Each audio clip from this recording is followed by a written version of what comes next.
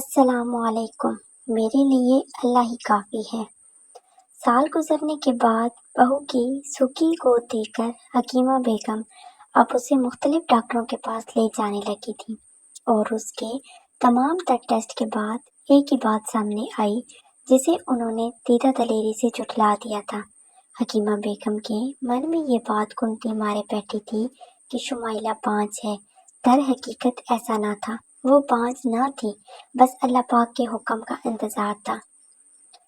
وہ دونوں میاں بیوی صحت مند تھے، دونوں ایک دوسرے کے ساتھ خوش تھے، بس حکیمہ بیگم ہی بچوں کی رٹ لگائے رکھتی تھی۔ شمائلہ کے دل پر کیا گزرتی تھی انہیں اس کا احساس تک نہ تھا۔ وہ سرعام اسے بانجھ کہہ دیتی تھی اور یہ کہتی کہ وہ اپنے اکلوتے بیٹے کی دوسری شادی کریں گی تاکہ ان کی نسل چلے اور اس گھر کو وارث ملے۔ وہ لبوں پر قفل لگائے چپ چاپ ہر بات سنتی رہتی اور رب کی بارگاہ میں دعا کرتی، اے میرے رب، پہلا آسرا سہارا تو ہے، تیرے بعد میرا شوہر میرا سائبان ہے، اسے سلامت رکھنا، میاں بیوی کا رشتہ سلامت رکھنا۔ وہ ہمہ وقت دعاؤں میں مشغول رہتی تھی۔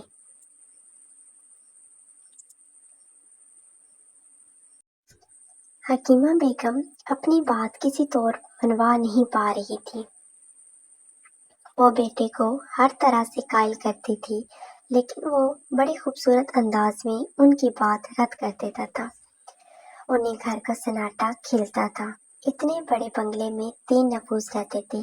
وہ چاہتی تھی کہ اس کے گھر کے سناٹوں کو بچوں کی کلکاریاں توڑ دے۔ ان کی خواہش بھی ناجائز نہیں تھی۔ اب انہوں نے سوچ لیا تھا کہ اب وہ اس موضوع پر بات نہیں کریں گی۔ تو اب تھک ہار کر پڑوسن صالحہ بیگم کے ساتھ کسی پیر صاحب کے پاس جانے لگی تھی۔ صالحہ بیگم کسی پیر صاحب کا ذکر بڑی محبت و عقیدت سے کرتی تھی۔ ان کی بڑی بیٹی کی کہیں شادی نہیں ہو رہی تھی۔ پیر صاحب نے تعویذ دیے تو اس کی شادی چند ماہ میں ہی ہو گئی۔ بیٹے کی جاب نہیں لگ رہی تھی تو جاب لگ گئی۔ اسی طرح کے کئی مسائل بقول ان کے ان پیر صاحب نے حل کر دیے تھے۔ صالحہ بیگم کا ایمان اتنا کمزور تھا کہ اللہ پاک سے لو لگانے کی بجائے بابا جی سے امیدیں وابستہ کر لی تھی۔ باری تعالیٰ تو فرماتا ہے، تم جیسا گمان کرو گے مجھے ویسا ہی پاؤ گے۔ وہ پیر صاحب کے آستانے پر بیٹھ کر اللہ پاک سے دعائیں کرتی تو دعائیں مستجاب ہو جاتی۔ انہیں کیا معلوم کہ ہر کام کا ایک وقت اللہ تعالیٰ نے مقرر کر رکھا ہے۔ ان کی سوچ اس نہج پر نہ جاتی۔ پیر صاحب کے تعویذ تو دکھاوے ہوتے جس سے کوئی اثر نہ ہوتا۔ انہوں نے تو بابا جی کو اپنے حلقہ احباب میں اتنا بڑھا چڑھا کر بتایا کہ سبھی ان کے پاس جانے لگے تھے۔ بابا جی کی تو آمدنی میں خاطر خواہ اضافہ ہو رہا تھا۔ اب حکیمہ بیگم نے بھی سوچا کہ بیٹے کی دوسری شادی کے لیے رضامند کرنے کے لیے کوئی تعویذ لے لینا چاہیے، اور اس چکر میں نہ جانے کتنے ہی روپے انہوں نے برباد کر دیے، اور ان کے تعویذ گنڈے سے کوئی نتیجہ نہ نکلا تھا۔ حکیمہ بیگم ایک پیر صاحب کو چھوڑ دوسرے کے پاس جا رہی تھی اور اپنے بیٹے کی حق و حلال کی کمائی دونوں ہاتھوں سے جعلی پیروں پر لٹا رہی تھی۔ شہریار اٹھیں، سحری کا وقت نکلا جا رہا ہے۔ دونوں اولاد کے حصول کی خاطر شعبان کے مہینے کا روزہ رکھ رہے تھے۔ انہیں کسی پارسا بزرگ نے بتایا تھا اور کچھ وظائف بھی پڑھنے کو دیے تھے، اور یہ کہ وہ دونوں میاں بیوی چاند کی 13، 14 اور 15 تاریخ کو روزہ رکھیں اور عصر سے مغرب تک اسم الہی کا ورد کریں، اور اس درود پاک کو دودھ سے بھرے گلاس اور کھجوروں پر دم کر کے آدھا آدھا دونوں میاں بیوی کھائیں گے۔ دونوں یہ عمل صدقے دل سے کر رہے تھے۔ شمائلہ باری تعالیٰ کی شکر گزار تھی کہ شہرام صوم و صلات کا پابند تھا۔ انہیں لگتا کہ وہ اولاد کے حصول کے لیے وظائف پڑھ رہے ہیں تو حکیمہ بیگم کا مزاج بھی تھوڑا پرسکون ہو گیا ہے۔ یہ نہیں معلوم تھا کہ اب وہ ان کے سامنے کچھ نہ کہتی تھی، بس پیروں کے پاس چکر کاٹتی رہتی تھی اور گھر کے نہ جانے کتنے کونوں میں نہ جانے کس چیز کے تعویذ دفن کیے ہوئے تھے، اور نہ جانے کتنے ہی وہ شمائلہ کو کھول کر پلا چکی تھی کہ شمائلہ خود ہی طلاق کا مطالبہ کر دے۔